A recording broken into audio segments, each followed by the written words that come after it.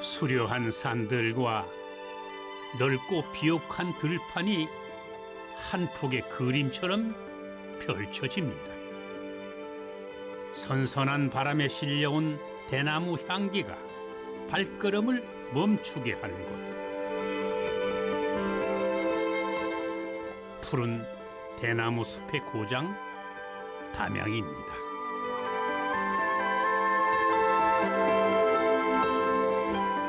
아름다운 자연 풍광을 뽐내는 이곳 담양은 대나무의 고장일 뿐만이 아니라 우리나라 가사 문학의 산실이기도 한데요.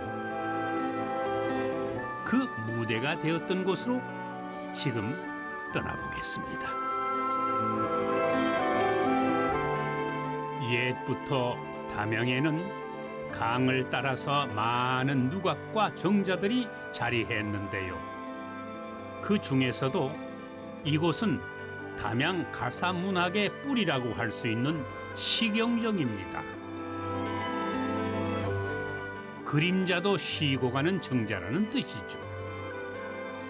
가사 문학이란 고려 말에서 조선 초에 걸쳐 발생했던 문학 형식으로 사대부에서부터 승려나 부녀자에 이르기까지 다양한 사람들이 향유했습니다. 그리고 바로 이 텐마루에서 주옥 같은 작품들이 탄생했습니다.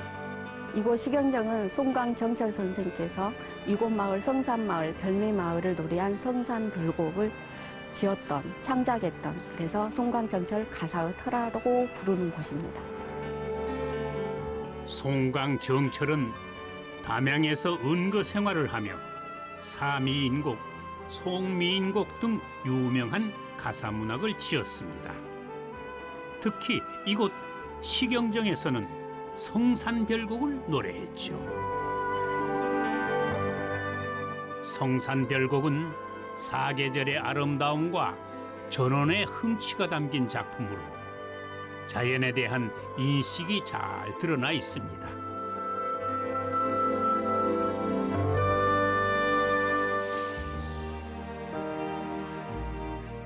담양하면 빼놓을 수 없는 대나무. 이 대나무도 가사문학과 밀접한 연관이 있습니다.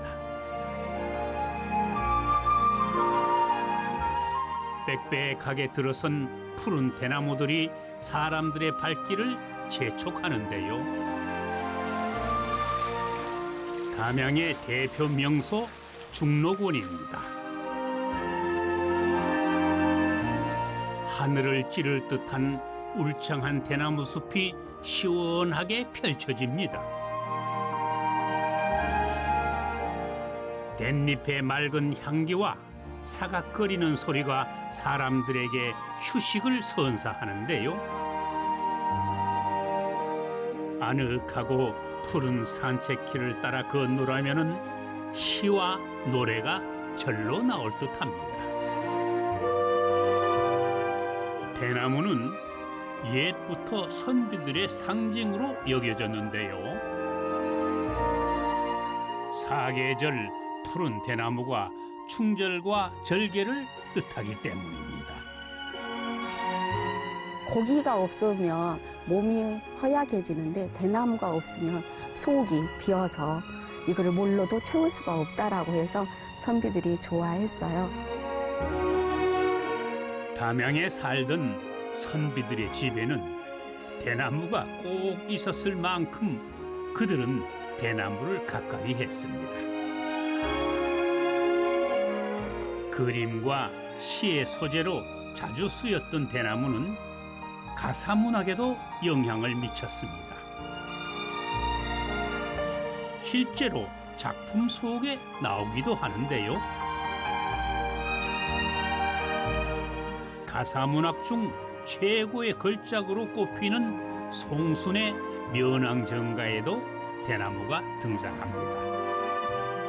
무정 주변에 대나무 숲이 많이 가깝게 있는 걸로 봐서 아마 또 선비들이 좋아하는 대나무이기도 하고, 그래서 대나무하고 담양하고 가사문학하고 이 세 고리는 뗄래야 뗄 수 없는 그런 서로의 관계가 아닌가 이렇게 보여집니다.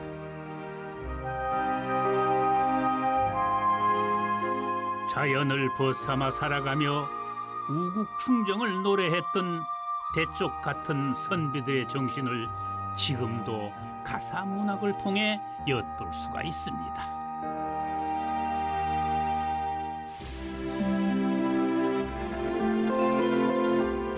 담양은 가사 문학과 관련된 문화유산을 전승하고 보존하기 위해 한국 가사 문학관을 설립했습니다. 담양 가사 문학의 대표 주자라고 할 수 있는 송순의 면왕집과 정철의 송광집을 비롯해 수많은 관련 서화 및 도서들을 전시하고 있습니다.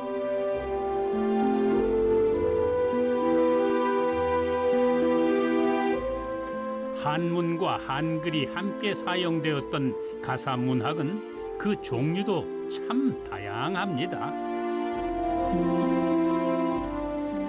전원과 강호의 생활을 노래하는 가사, 임금에 대한 충성, 유배지에서의 고독 등 다양한 내용이 그 안에 담겨 있습니다.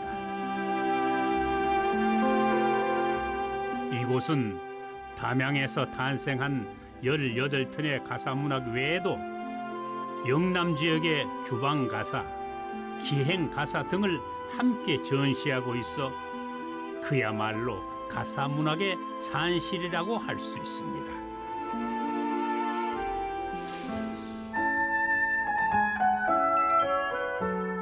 담양이 이렇게 가사문학의 터전이 되었던 데에는 특별한 이유가 있습니다. 영산강 물줄기를 따라 관방재림으로 가봅니다. 영산강 상류의 비옥한 옥토와 따뜻한 기후 덕분에 담양은 불합리한 정치를 등지고 내려오는 선비들의 거처가 됐는데요. 자연스럽게 선비들이 모여들다 보니 서로 교류하며 다양한 문학 작품이 탄생했습니다. 담양이 영산강의 시원지라고 하거든요. 그러니까 농경사회에서는 아마 이 물길 중심으로 사람들이 살고 있었고 그쪽에 경관이 좋으니까 선비들이 정자를 건립을 했을 것이고 가사 문학에 많은 영향력을 끼쳤을 걸로 보고 있는 거죠. 300년 역사를 지닌 관방재림은 영산강의 범람을 막기 위해 17세기경 쌓은 제방에서 시작되었습니다. 이 제방 중에 약 2km에 달하는 거대한 풍치림을 관방재림이라 부르는데요. 수령 300년 이상의 거목들이 늠름하게 서 있습니다. 수백 년 세월을 이겨낸 나무들은 지금도 방문객들을 반겨줍니다. 맑은 강바람을 맞으며 거닐기 좋은 곳인데요. 흐르는 물소리와 바람소리가 편안한 곳. 관방재림은 마치 어머니의 품을 닮았습니다.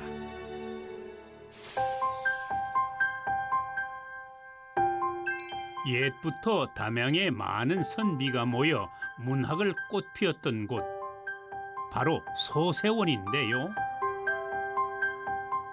대나무와 소나무들, 암방 계곡과 깨끗한 물줄기가 어우러져 조화를 뽐냅니다.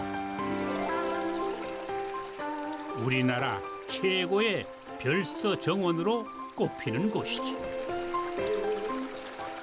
지금에 말하면 뭐 별장처럼 조선 중기 때는 이런 원림을 구성하는 것이 유행이었다고라도 볼 수 있는데요. 집하고 다르다, 집에서 떨어져 있다. 그래서 별서 원림, 조선 중기에 대표하는 민간 원림으로서 원형을 최대한 보존하고 있는 것이 여기 소세원이라고 볼 수 있겠고요. 소세원은 조광조의 제자였던 양산보가 기묘사화 이후 고향인 이곳 담양으로 돌아와 만든 정원인데요. 선비의 고고한 품성과 저리를 정원 곳곳에서 느낄 수 있습니다.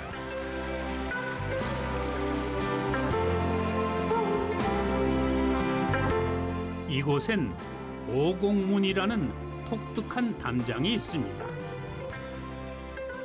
자연석을 포갠 돌기둥이 담을 떠받치고 있죠. 아슬아슬해 보이지만은 무려 400년이 넘도록 한 번도 무너지지 않았다고 합니다. 이쪽으로 풍수 지리로 봤을 때 물이 흐르면 안 된답니다. 그러니까 물이 안 흐르면 여기다 정자 배치할 이유가 없잖아요. 그래서 물은 흐르게 해야 되니까 옆쪽에 오곡문이라고 해서 문이라는 말로 차단을 했다라고 의미적으로 보시고, 여기서 한번 잡아주지 않으면 물이 너무 급격하 전려서 여기에 건물들을 해칠 수도 있고 여기 선비들이 위험할 수도 있고, 그래서 이런 것들을 다 감안을 해서 이 애줄로 돌담을 쌓아서 이런 방법을 했다라고 볼 수 있는 거죠. 맑고 깨끗하며 시원하다는 뜻을 가진 소세원. 벼슬의 환멸을 느끼고 내려온 만큼 맑고 깨끗한 세상을 살아가고 싶었던 양산보의 마음이 그 이름 안에 담겨 있습니다. 소세원은 자연의 순리를 수용하고 있는 한국식 정원인데요. 가장 높은 양지엔 제월당이 자리하고 있습니다. 제월당의 현판은 우암 송시열의 솜씨인데요. 주인이 거처하며 조용히 독서를 즐기거나 중요한 손님이 오면은 문학을 교류하던 공간입니다. 수많은 묵객들이 남긴 흔적이 아직도 남아 있습니다.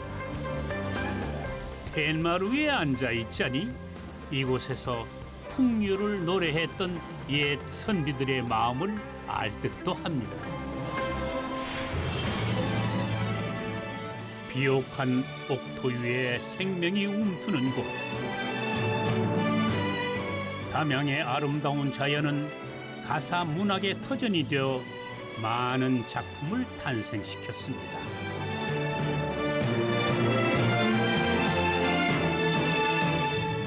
전원 생활의 흥취를 노래했던 정자는 지금도 그 여운이 남은 채 쉬어가라 사람들에게 손짓합니다.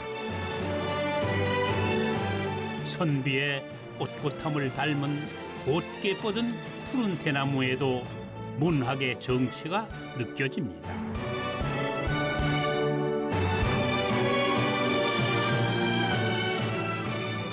자연을 안식처로 삼아 세상사를 노래했던 옛 선비들.